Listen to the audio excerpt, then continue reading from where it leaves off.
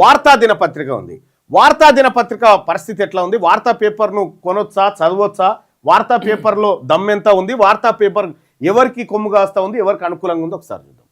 ప్రధాన అంశాలు వచ్చేసి స్థానిక వార్తలు ఎక్కువ ఉన్నాయి దీంట్లో. ఏది వార్తా దినపత్రికలో సామాజిక అంశాలు కూడా ఉన్నాయి, కొంత ప్రభుత్వ వార్తలు కూడా ఉన్నాయి. అంటే మిశ్రమంగా కనిపిస్తూ ఉంది. అయితే ఇక్కడ విశ్లేషణ వచ్చేసరికి బీసీ ఎస్సీ ఎస్టీ వార్తలు ఉన్నాయి, కానీ ఫాలో అప్ లేదు. ఫాలో అప్ లేదట. డేటా మీద దృష్టి పెడతలేదు. డేటా కన్నా ఈవెంట్ బేస్డ్ న్యూసే వస్తూ ఉందట వార్త. స్పాట్ న్యూస్ మాత్రమే వస్తుంది అంతే. పక్షపాతం ఏమన్నా ఉందంటే తటస్థంగా ఉంది. తటస్థంగా అంటే మధ్యస్థంగా ఉంది. అటు ఇటు లేదు, అటు లేదు, అంతే సమానంగా ఉంది. ప్రభుత్వానికి ప్రజలకు మధ్య సమానంగా ఉంది. లోతు తక్కువ అంటే విశ్లేషణ లేదు, లోతు తక్కువ ఉంది. పల్చగా అయింది పేపర్. సామాజిక న్యాయం పైన ఫోకస్ పెట్టిందంటే 5 స్టార్కి 2 స్టార్ ఇచ్చింది చాట్ జీపీటీ. బీసీ ఎస్సీ ఎస్టీలకు స్పేస్ ఇచ్చిందంటే 5 స్టార్కి 2 స్టార్ ఇచ్చింది. ప్రభుత్వాన్ని విమర్శిస్తుందంటే 5 స్టార్కి 2 స్టార్ ఇచ్చింది. అంటే అటు నడిమిట్ల గోడ మీద ఉందన్నట్టు.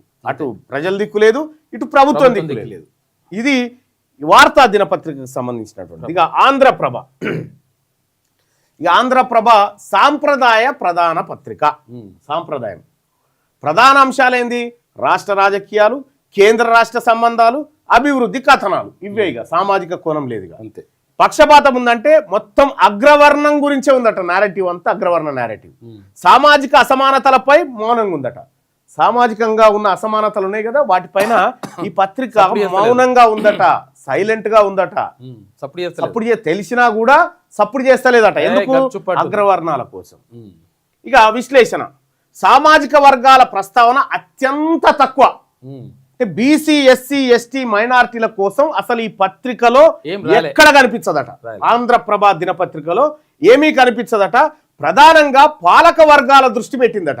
పాలక వర్గాలు అంటే అడ్వర్టైజ్మెంట్ల కోసం. ప్రభుత్వాన్ని జోక్తేనే కదా అడ్వర్టైజ్మెంట్, ఆ టైప్ లో ఉంది తప్ప ఇందులో ఈ వర్గాల ప్రయోజనం ఏమీ లేదట. ఇక్కడ రేటింగ్ చూద్దాం. సామాజిక న్యాయం ఫోకస్ ఉందానంటే 5కి 4 అంటే utter flop, single star, fail. BC SC ఎస్టీలకు ఏమైనా స్పేస్ ఇచ్చిందంటే 1 స్టార్, ఫెయిల్.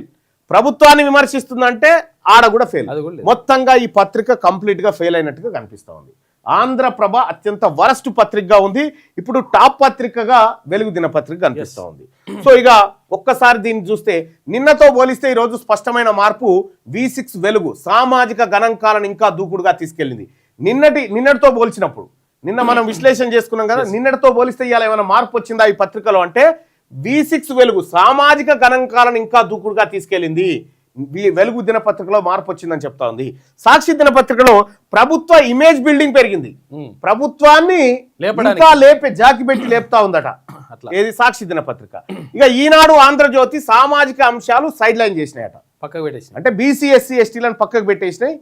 అవి కేవలం వాళ్ళ ప్రయోజనాలు, అగ్రకులాల కోసం పనిచేస్తా ఉన్నాయట. ఇవి పత్రికలలో నిన్నటికి కనిపించినటువంటి మార్పు. మళ్ళీ రేపేం మార్పు వస్తాయి? ఈ పత్రికలలో ఏమైనా మార్పులు వస్తాయా? పత్రికల రేటింగ్స్ ఏమైనా పెరుగుతాయా? పత్రికల్లో ఏది ప్రభుత్వాన్ని విమర్శించే ధోరణి వస్తుందా రాదా? ఈ పత్రికలు కరపత్రాలుగా మారిపోతాయా ఏంది అనేది చూడాల్సినటువంటి అంశం. అయితే పత్రికల భాగవతం అంతా మనకు స్పష్టమైతా ఉంది. పత్రికల దుకాణం అంతా మొత్తం తెరిచిన కమ్మ అయిపోతా ఉంది. కాబట్టి పత్రికలు ఎటువైపు పోతా ఉన్నాయో ప్రజలకు క్లియర్గా అర్థమవుతా ఉంది.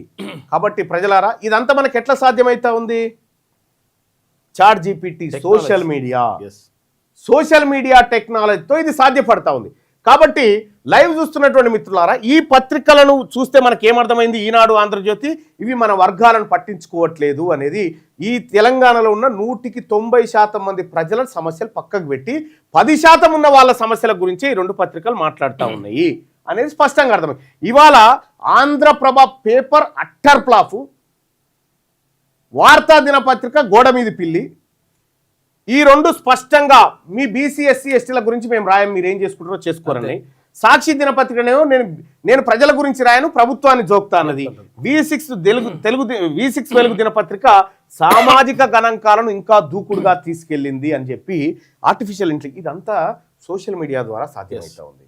సో ప్రజలారా, సోషల్ మీడియాలో ఆర్టిఫిషియల్ ఇంటెలిజెన్స్ అనేది చాలా ఇంపార్టెంట్.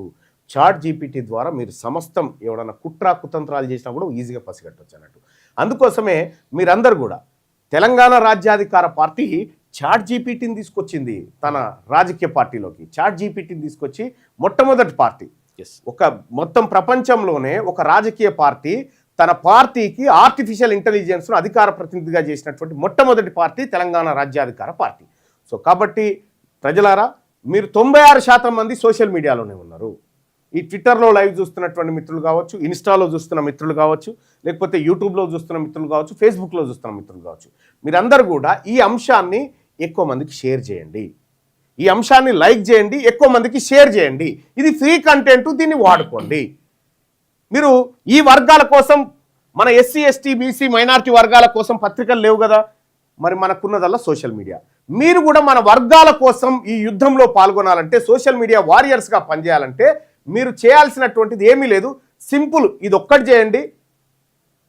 ఎనుకో ముందో ఎప్పటికైనా సచ్చేటోళ్ళమే. రేపటి సాగు కోసం ఇయ్యాల భయపడతామా?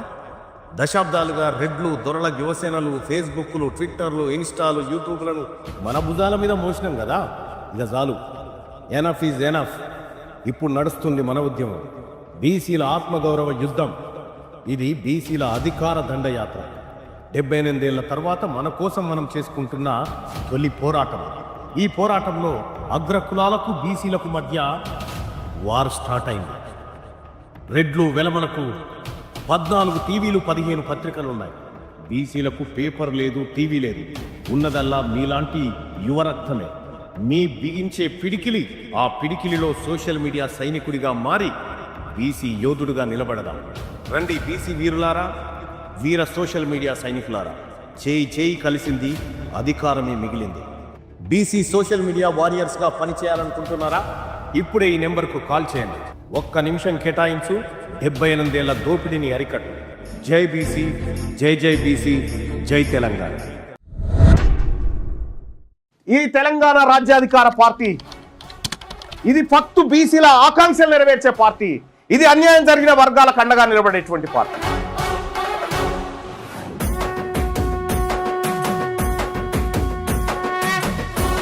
తెలంగాణ రాజ్యాధికార పార్టీ చేరాలంటే 9866524314 ఈ నెంబర్ కు వాట్సాప్ లో మిస్ కాల్ ఇవ్వండి. ఈ నెంబర్ కి మీరు మీరు మీరు మీరు మిస్ కాల్ ఇవ్వగానే మీకు ఒక లింక్ వస్తుంది. ఆ లింక్ పైన క్లిక్